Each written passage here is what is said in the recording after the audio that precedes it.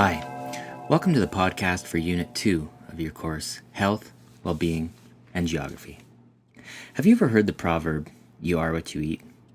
Today, it is common sense that the quality of the food you eat and the amount of food you eat affects your health. But what about the following? You are your postal code. In other words, you are the neighborhood where you live. It is a provocative idea. Is our health affected, for example, by the type and quality of housing? I imagine most would say yes. But what about the income level of residents, or the walkability of the neighborhood, or the number of grocery stores in the neighborhood? Think about the neighborhood where you currently live. How would you rate the physical features of the neighborhood?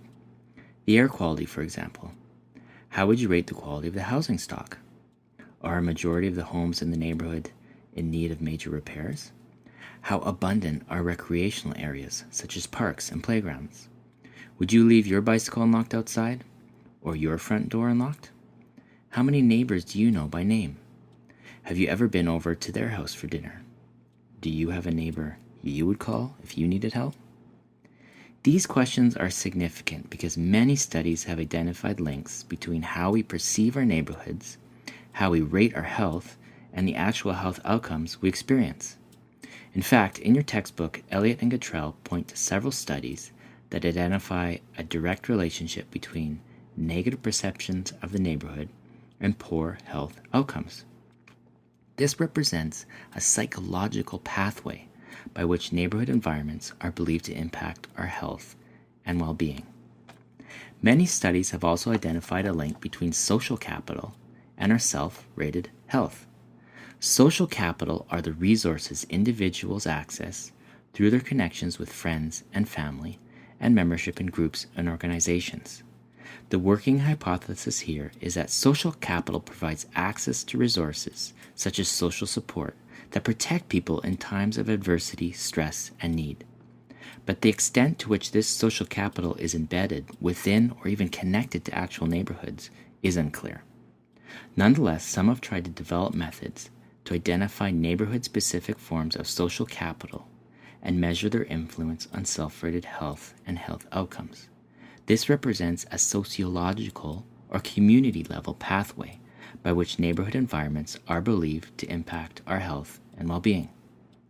You might ask, hey, aren't we mistaking these neighborhood effects for the effects of individual characteristics such as age, ethnicity, education, social class, social capital, characteristics that we know from population studies determine health outcomes? Isn't it our income which affords us the ability to live in a nice neighborhood, or our social networks which draw us to this or that neighborhood in the first place? These questions get at the self-selection critique of neighborhood effects literature. These critiques suggest that studies which try to link individual-level behaviors or outcomes to area-level characteristics are biased because they do not account for the fact that people move from one neighborhood to another for non-random reasons. For example, it is reasonable to assume that individuals with characteristics associated with poor health, such as low income, gravitate to cheap neighborhoods, and these neighborhoods are often low quality. So it might not be the neighborhood one is measuring, but the characteristics of the population that has clustered there. Elliott and Grittner present this as the context versus composition problem. Is it the characteristics of a neighborhood, such as its physical features or availability of services, that is impacting health? Or is it the composition of the people that live there? This gets at the central important question. Does neighborhood context impact our health? And if so, to what degree and how? These are the types of questions that are being grappled with currently across several different academic fields. One contribution of geographers to these discussions is multilevel modeling. Multilevel models bring together health-relevant data for a large number of individuals, what's called individual level data. Brings this data together with health-relevant data linked to specific areas, such as neighborhoods or health regions. This is called area-level data. These are two levels in multi-level modeling.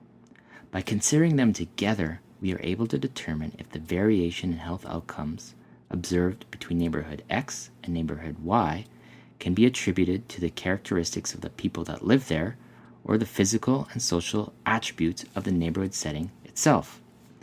Of course, I am simplifying this here. But what these models help to show is the significance of the interaction between individual level health indicators and area level characteristics. Let's take the basic health outcome mortality as an example. In a literature review published in the journal Social Science and Medicine in 2012, Meijer and colleagues who work in Denmark and Germany found reliable evidence across 18 separate studies to support the claim that, quote, people living in areas with low socioeconomic status have higher mortality than people living in higher socioeconomic areas, even after accounting for individual socioeconomic status, end quote. This review considered peer-reviewed studies from high-income countries that used multilevel modeling, controlled for individual socioeconomic status, and measured the influence of area-level socioeconomic status on mortality. A more recent study out of the University of South Carolina and the University of Michigan, published in Social Science and Medicine in 2013, looked more closely at the relationship between neighborhood context and mortality. When it comes to measures of neighborhood poverty, they found that mortality risk is sensitive to increases in neighborhood poverty over time, and the level of neighborhood poverty, more specifically, they state, quote, increases in neighborhood poverty do not appear to influence mortality risk as long as neighborhood poverty remains under 20%. However, after the 20% threshold is reached, statistically significant increases in the odds of mortality is observed as the neighborhood poverty rises, end quote.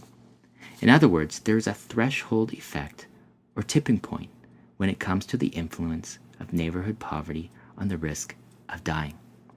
This suggests to us that over and above the wide range of individual characteristics that are known to shape health outcomes over the life course, our immediate small-scale environments, our neighborhoods, exert an independent influence. As Richard Sampson, a noted sociologist, has put it, we cannot treat neighborhoods as simply a trait of the individuals living there. We have to reconcile with them in their own right. The formation of neighborhoods and their effects are complex, but these effects exist. They may not occur, as in the case of poverty and mortality, until a threshold or tipping point is reached, but they do exist. Findings such as these have policy implications. They suggest that it could be advantageous to identify low socioeconomic status neighborhoods and to invest in these, particularly those neighborhoods with poverty levels above the 20% level. For further readings on the subject, I have to recommend Richard Sampson's book entitled Great American City, Chicago and the Enduring Neighborhood Effect, which, in my opinion, offers the most comprehensive and rigorous examination of neighborhood effects to date. Bye for now.